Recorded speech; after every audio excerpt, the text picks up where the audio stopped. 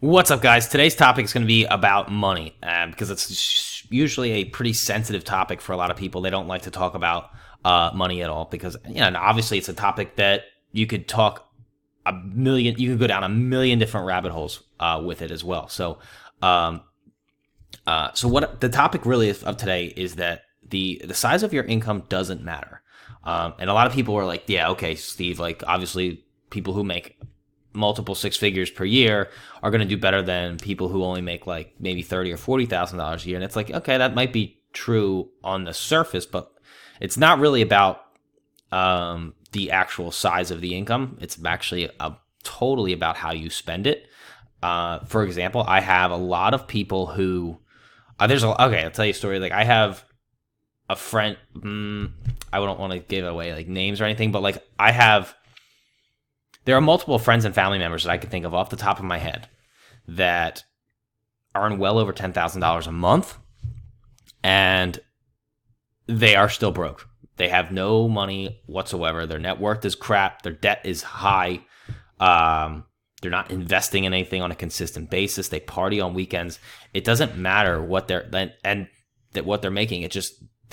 Their net worth is almost next to nothing. On the flip side of that, I know of at least two people off the top of my head who are making, I guess, for today's standards are considered low incomes, but they're doing exceptionally well. Like they're budgeting their money, they're saving their money, they're consistently saving, consistently investing, thinking about their future. They're doing all kinds of, they're doing everything right with their money, and therefore have a net worth of. Well, let's put it this way: their net worth is larger than that of the people who I told you who are spending their money like crazy and spending more than they make and having high amounts of debt, consumer debt, which is also funny. So, like, I've read an article once where they talk about when people get a raise, that it doesn't actually mean that they're going to make more money and that they're going to do better for themselves, because what happens is people just spend the extra money that they make. It doesn't affect or change their financial position. They because they still are the same person. They continue their spending habits. They continue to use the money the same way they used it before, which is just to spend. They don't start consistently investing. They don't start consistently saving, and they're not utilizing the money. They don't budget. So they actually are still basically in the same financial situation as they were before they got the raise. So, and that's actually one of the reasons why people who win the lottery are pretty much bankrupt in 5 years or less than 5 years, because they are the same person. Like you have to be rich up here before you can be rich in your wallet. So if you're like these people who win the lottery are basically people who are absolutely nothing. Like I think one time like a homeless guy won the lottery or something like that, and he went from like zero to like $300 million net worth, and then went back to like a zero value net worth again, because he wasn't up here in his mind. He wasn't actually there to be able to, I guess, handle the responsibility of owning that kind of wealth. So it has nothing really to do with the money itself. It has everything to do with what's going on inside the human's brain. And personally, in my opinion, I think the size of one's wallet is the equivalent to the size of one's financial education. So if your financial education is low, then your net worth will be low, and vice versa. So what else do we have in my show notes today? So here's a cool thing. So like people who come from poor backgrounds, they usually they stay poor because of a state of mind. So I've learned from a mentor of mine that poor is a state of mind and broke is a state of account.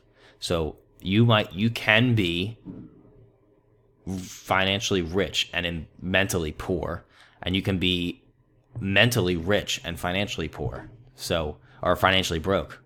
But what happens is the people who are mentally rich will eventually become financially rich. Instead, they won't stay broke forever. And the people who are financially rich and mentally poor will eventually become broke. So I hope you followed all that. I know there's a lot of mixing and matching in there. So anyway, where else? What other show notes do we have? Oh, so let's. I wanted to, I know that sounds like a lot of doom and gloom there. So, what I wanted to talk about a little bit was some of the things that, some of the right ways to handle this. And I give a lot of credit to Dave Ramsey and his crew over at Ramsey Solutions, because those guys, they know money and they understand money. And like, I follow a lot of his stuff myself. And, for me, I'm on baby step 6 with him, with his whole programs. So like my wife and I have gotten ourselves out of debt. We do really well for ourselves financially to be able to take care of ourselves. And right now we're just paying off the house, and it's going to be good. So, so like based on what a lot of stuff I've learned from Dave Ramsey, and David Bach is another one who's a really great financial guy. He wrote the book Automatic Millionaire, which is that book, Automatic Millionaire and Automatic Millionaire and Total Money Makeover are the 2 best books on money that I think I've ever read, ever. They're my 2 favorites. And then a third favorite is a book by Tony Robbins called Unshakable. I think that's a great book also. But so I'm going to end this episode with talking about a couple of the things that the top earners in the world practice. So the first thing they do is that they pay themselves first, and you'll read that in David Bach's book, The Automatic Millionaire. He talks about how the rich always pay themselves first, and typical millionaires will save for themselves and their retirement about 14 to 15% of their income will go right into a retirement account. Dave Ramsey echoes this by telling you, I think it's his baby step 4. Save 15% or more for retirement. I believe that's his 4th baby step. So he does echo that. So for me, like, if the rich people of the world, the millionaires of the world, are putting 15% or more into their retirement account, look, I'm not going to try to reinvent the wheel here. If that's what the rich are doing, and I want to be, and that's what the millionaires are doing, well, that's what I'm going to do, because that's how I get there. So let's just do what the rich do, pretty much. Let's not make this too complicated.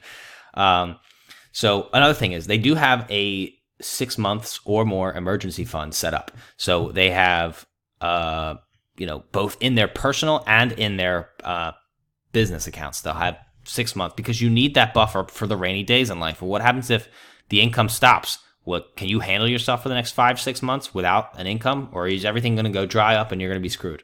So, and then then you have to run up credit, and then you're in a hole, and then problems start to compound themselves. So anyway, the rich and the millionaires of the world, the financially well-off and financially fit people of the world, also they're very consistent in both savings and in investing.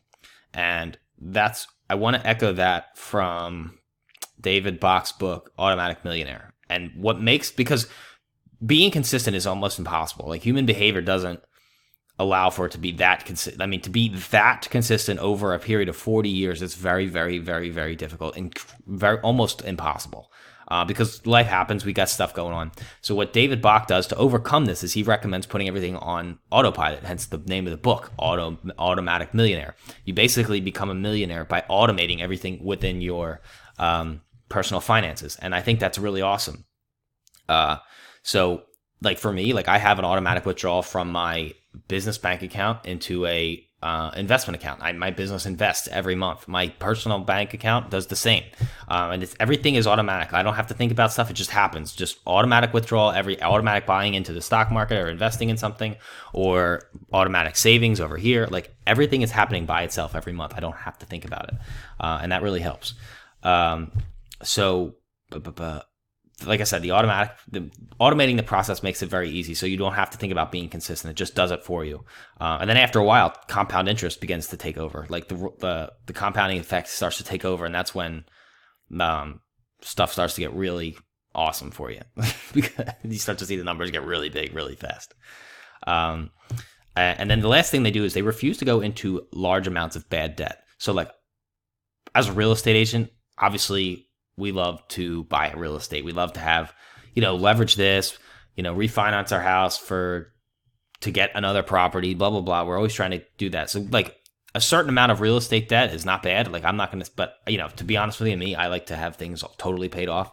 But the people in the world who will do consumer debt and just racket it up like no other, and like credit cards in the tens of thousands and car loans on the tens of thousands. It's like that's the kind of business practice, the financial education that's going to get you into a very low net worth. And that's the stuff that you can't build much of a legacy with that. So that's why, they avoid that stuff. That people, the millionaires of the world, Chris Hogan has a book on millionaires, right? The largest study of millionaires ever. And he talks about, the millionaires in the world, they don't have debt on these things. So I think those are really awesome points that I apply within my own life, and I thought I'd share with you guys today. So I do hope you guys did get a lot of value out of that, and I will see you guys on the next episode.